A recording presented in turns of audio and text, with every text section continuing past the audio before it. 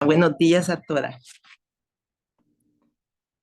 Ahora me toca a mí la palabra del Señor que está en Hebreos 9, 3 al 5 y dice, tras el segundo velo estaba la parte del tabernáculo, llamado el lugar santísimo, el cual tenía un incensario de oro y el arca del pacto, cubierto de oro en todas partes, en la que estaba una urna de oro que contenía el maná, la vara de Aarón que reverdeció, y, la, y las tablas del pacto, y sobre ella los querubines de gloria que cubrían el propiciación de las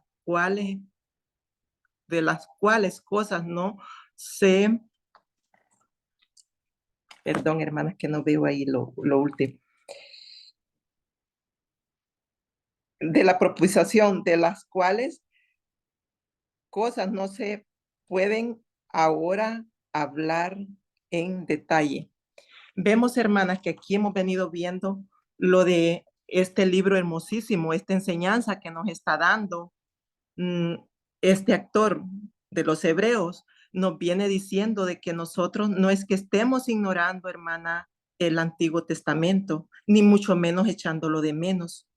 Pero lo que vimos y lo que vimos en el Antiguo Testamento, esa es una sombra nada más, no es algo real, no es algo, fue hecho con la autoridad del Señor, de Dios, pero fue hecho humano. Vemos que fue hecho de madera, dio las medidas, vimos lo que la hermana María Isabel nos explicó el viernes de lo del tabernáculo. Nos viene hablando de todas las medidas, los está hablando de algo terrenal. Pero viene el escritor y los aclara de que nosotros ahora tenemos algo muchísimo, muchísimo mejor, que es con Cristo, lo que Cristo nos ofrece. Entonces ahora ya nosotros tenemos una comunicación directa con el Señor Jesucristo. Ellos, ¿qué hacían? Cargaban el tabernáculo. Era una carpa a donde llegaban, la depositaban y la armaban.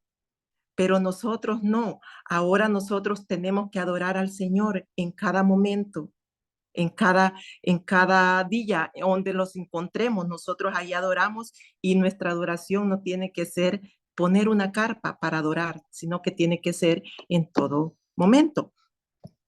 Entonces, ¿por qué el Señor nos ofrece algo mejor? Porque Él por eso murió por cada una de nosotras para darnos vida, ¿verdad? Dice que el santuario se refería, dice, a la primera parte, dice, conocida como el lugar santísimo. Un velo, una cortina gruesa, separaba, dice, a la primera parte del lugar santísimo. Y nos viene y nos refiere a Éxodo 26, 31 al 33. Dice, el incensario de oro, dice, fue hecho, dice, de madera, dice, de acacia, dice, cubierta con oro, dice, en todas partes, dice. Entonces, y dice de que estaba, dice, delante de él el velo en el lugar santísimo, dice, y era usado, dice, para poner el incenso. Él lo refiere con Éxodo 30, 18. Entonces estamos viendo de que todo esto era algo superficial, algo que nos estaba mostrando, pero no era solo una sombra. Y nosotros no vamos a ir por una sombra, nosotros tenemos que ir a lo real, nosotros tenemos que adorar al Cristo real, al Cristo a quien se merece la honra y la gloria. Dice que el arca del pacto, dice, estaba dentro, dice, del lugar santísimo y era un cofre hecho, dice, de madera, de acacia, dice, cubierto de oro. Y comienza a dar las medidas, lo que hemos venido viendo. Entonces, fue Dios que dio las órdenes, cómo se tenía que hacer, cómo las medidas, pero eso no quiere decir que era algo espiritual. era algo terrenal, ¿me entiendes? Entonces, y dice de que habla también de los anillos, dice, 4 anillos, dice, dos de cada lado, dice, las que cargaban, dice, ese cofre, dice, esos 4 anillos, dice, mm, dos a cada lado, dice, y nos refiere a Éxodo 25:10 al 22.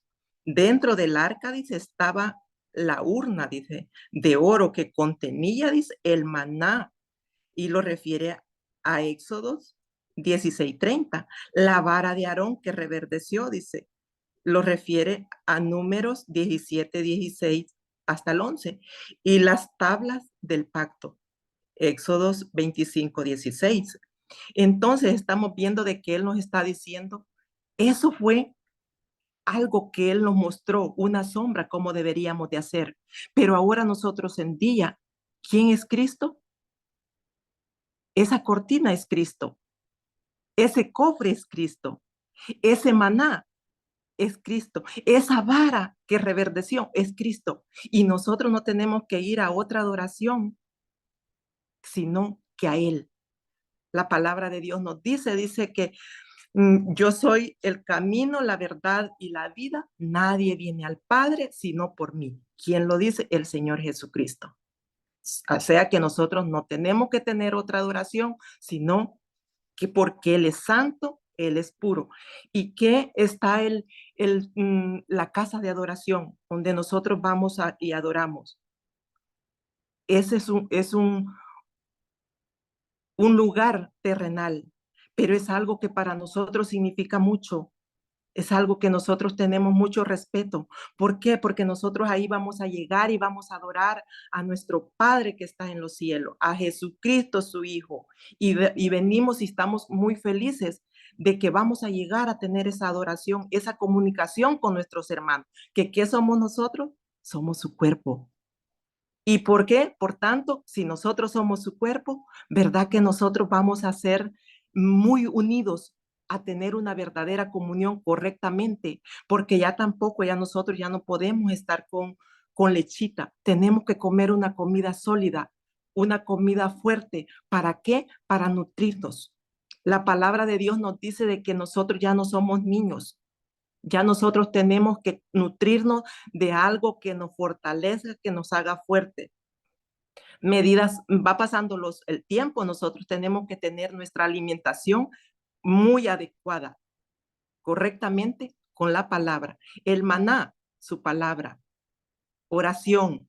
Y nosotros, nuestra vida tiene que ser cada momento la oración. No tenemos que estar esperando a ir como ellos que cargaban ese, ese tabernáculo y lo armaban a donde quiera que llegaban para adorar. Nosotros no, nosotros tenemos que adorarle en cada lugar donde nosotros estemos, una adoración genuina, una adoración con oraciones que sea con arrepentimiento para que lleguen a dónde, a donde está Él. Él está dentro de ese cofre. ¿A dónde está? En los cielos. Resucitó, murió por nosotros, resucitó y fue al Padre para estar con Él. ¿Y qué estamos nosotros ahora esperando? Su gloriosa venida. Pero ¿cómo recibiremos esa gloriosa venida? Si estamos bien con Él. Si no, nos pasaría como ese pueblo que estaba adorando, que dice que nunca cumplieron los 10 mandamientos, ni pudieron, fracasaron, porque tampoco no cumplieron la ley. Y nosotros tenemos que pensar que nosotros hemos sido redimidas y que lo que el Señor hizo por nosotros no fue una cosa pequeña. Murió por nosotras. Así es de que, por tanto, nosotros tenemos que tener una adoración que sea bien conscientes que tenemos que adorarlo con ese propósito, que tenemos que llegar a Él y que Él escuche nuestras oraciones.